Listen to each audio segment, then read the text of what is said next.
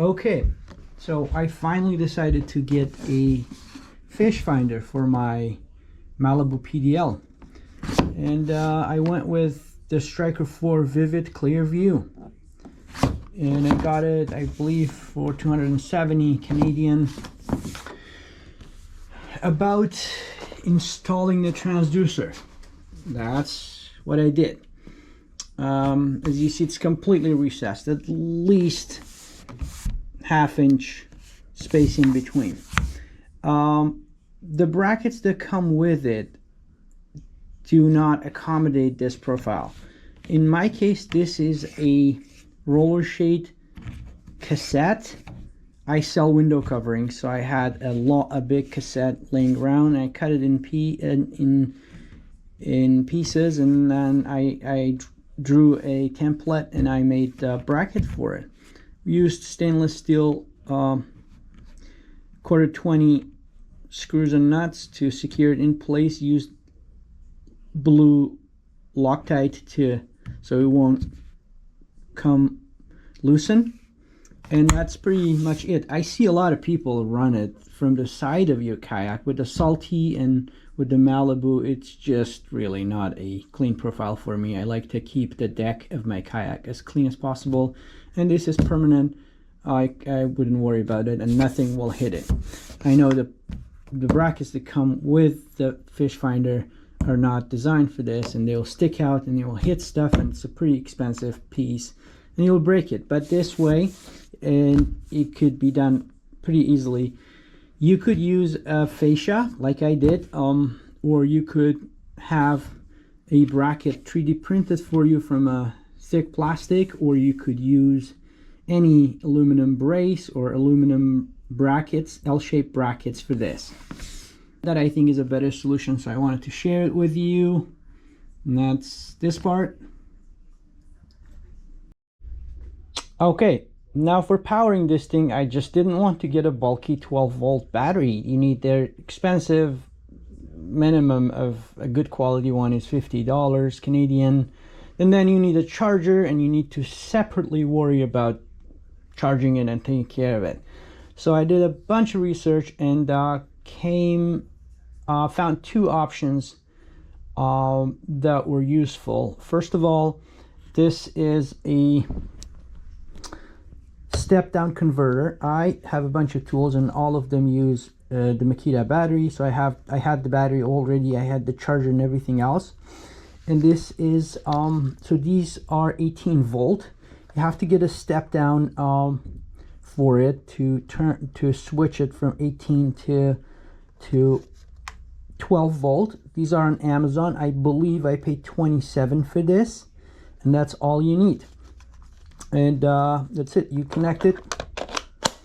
They come with one of these stuff, so you connect the two ends of your Fishfinder power line, lock them in place, and you are good to go. Turn it on, adjust. So this is it is adjustable as well, so you could adjust in between, I believe, 5 to 13 volt to lower it down. And it's specifically made for the Makita platform, for the Makita batteries. And then you go up, there's a knob, and you turn it up, and let's go to 12. It's 12 exact, and there we go. And now, there we go. Sorry, yeah.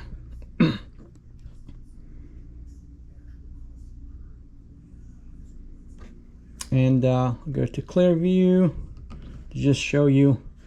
So it's pretty accurate as well. As you see, it shows 11.9 volt, 12 volt here, and then 12 volt here. Now this is 3 amp hours. This exactly lasts me 8.5 hours, and that's pretty legit, pretty good. And that's it. You know, you don't need an extra battery, you don't need an extra charger. You put it in a container, and you're good to go. 8.5 hour is pretty solid, and you will be fine. I think it's more than enough for one trip, and you could also pack another battery. I have 5-6 of them. I'm sure if you have tools, you have a bunch of different platforms from different brands, you could use it for your Fishfinder. I put a link below for whatever I used in this video. So that's one solution. I, however, have a better solution. So let's remove this. Turn it off here. Again, this lasts 8.5 hours exact. It's 3 amp hours. And then I am going to remove this guy, then remove the power.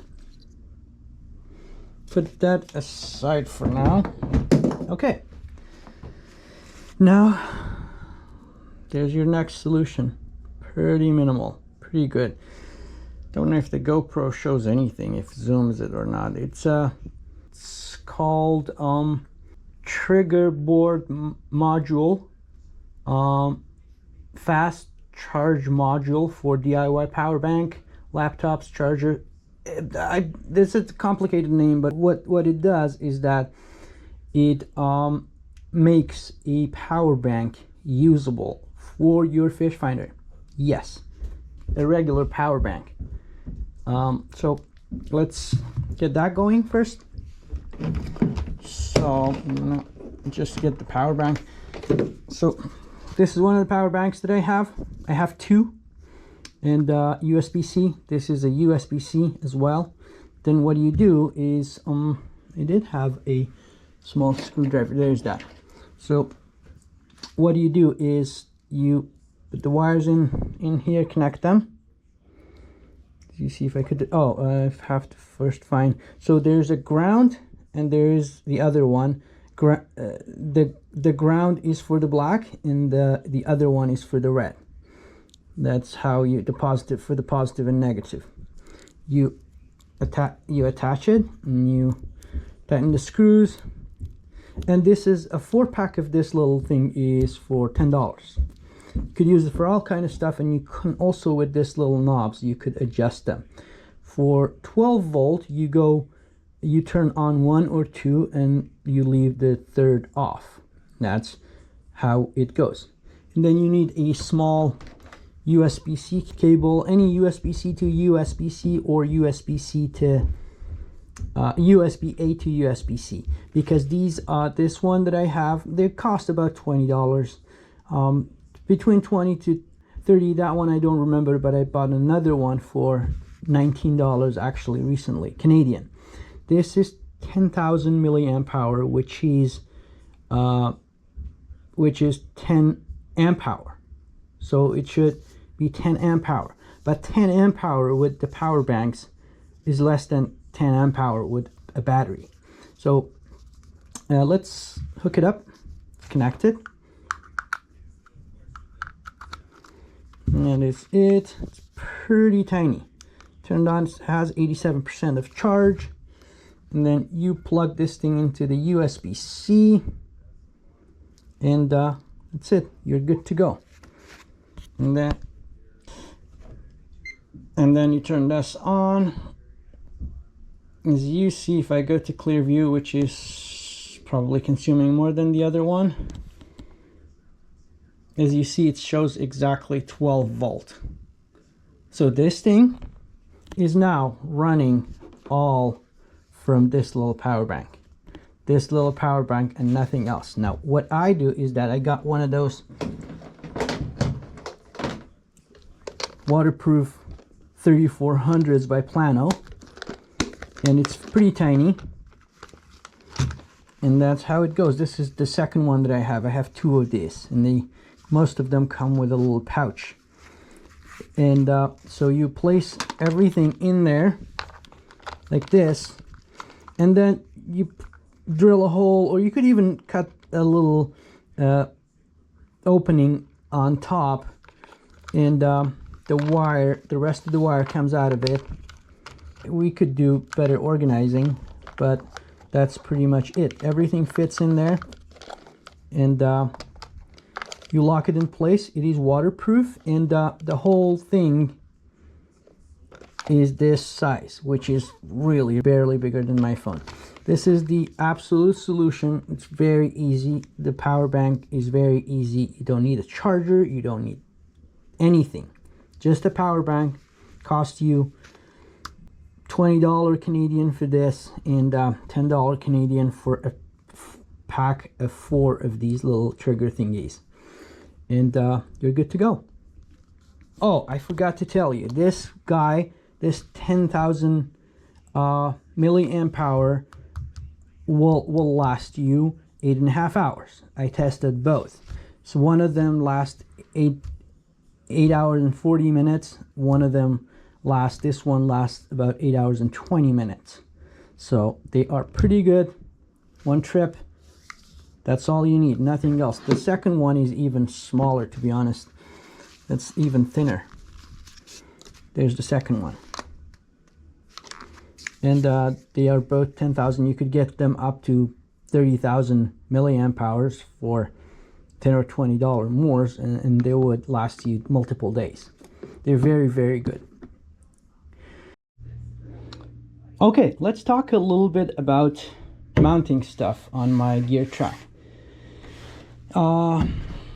Again, I've been a little bit creative. I find these is a 1/2-inch plastic sheet, HDPE plastic sheet that you could get on Amazon. And if you have a router, you could be creative and make yourself all kinds of mounts. Now this too I made for my Fishfinder. This one was the smaller one. You see, it will sit like this, and the T screws and stuff you can find on Amazon. I'll try to find a link, and they're pretty inexpensive. The plastic sheet itself is pretty inexpensive. You could get them in different size, and you could make yourself all kinds of mounts. Now this was the initial one that I made. It's pretty good. This mount goes directly, screws into this exactly like this. Again, for this you need a router. You need some basic tools and drills and stuff. If you have them, it's really worth it, because you make them once and they'll last you a lifetime. Now this will mount this way. I am going to use this for a camera mount right here at this end. Use another one to organize the long ridiculous wire from the transducer right here. And this is I'm going to actually use for the actual Fishfinder, because this has this for locking stuff in. Then also I have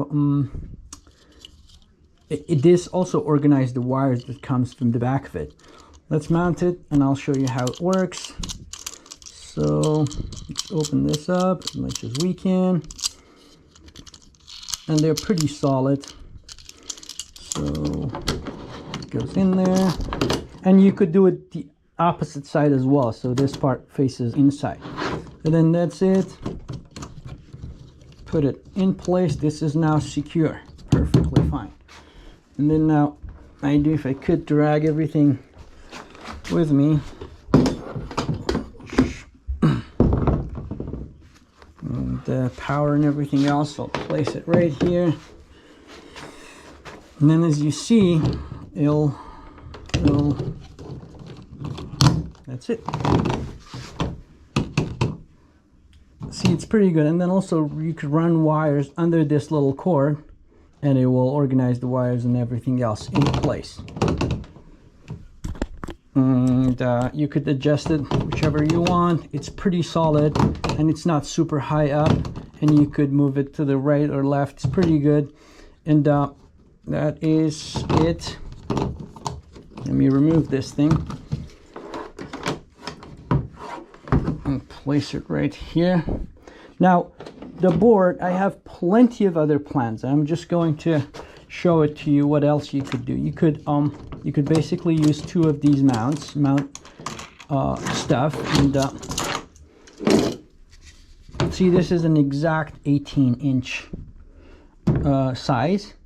You could make all kind of openings for a scissor, for a fish grip, for anything really. You could even create a pouch here. You could make them go to this side and secured the other side. It's just all kind of stuff, all kind of mounts that you could use to create with one of these boards. And I'm gonna create a bunch of mounts. I actually was going to make a little piece like this just for installing a little plastic container. So just comes with its own mounts. Like, let's say if I had a container permanently screwed in this, and then this one had 2 screws here, and I could just each time put it on the gear track and it would be a container, which is really, a container is really useful. But you get the idea. That's a really, really good idea to create your own mount. You don't need to make any additional stuff. Again, this is a several step thingy. Need to be a little bit creative, and you need to have some tools, but it is definitely doable and a great idea. Now this one I'm going to use for my camera. Could be installed like this or like this, whichever side you like. That's it. One last thing I want to show you is the organizing stuff. I'm going to show you, this is a Plano shell box. This is like $15 Canadian. And my whole Fishfinder thingy, let's see, 1 battery in waterproof container. Let's disassemble everything. Turn off the Fishfinder, remove the connection, remove this guy, and so this is the battery, and this is the Fishfinder, and the mount. We're gonna put the mount that I used for the Fishfinder right here, and then this little connection as well. I'm gonna put it, yeah, right here. That's done. And then the wire, power wire, is the only wire that I need.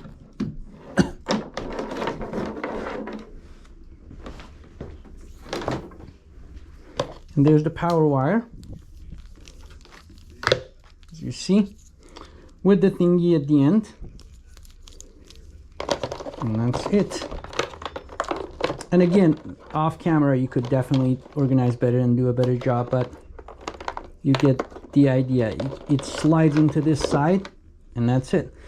So everything that I need except the transducer, which is permanently mounted there, fits in this little box. Battery, everything, and that's it. That's how I like to do stuff. Hopefully what I showed you in this video will be helpful. I'm sure it will be helpful. I did a lot of research for this. And yeah, you have a fantastic day.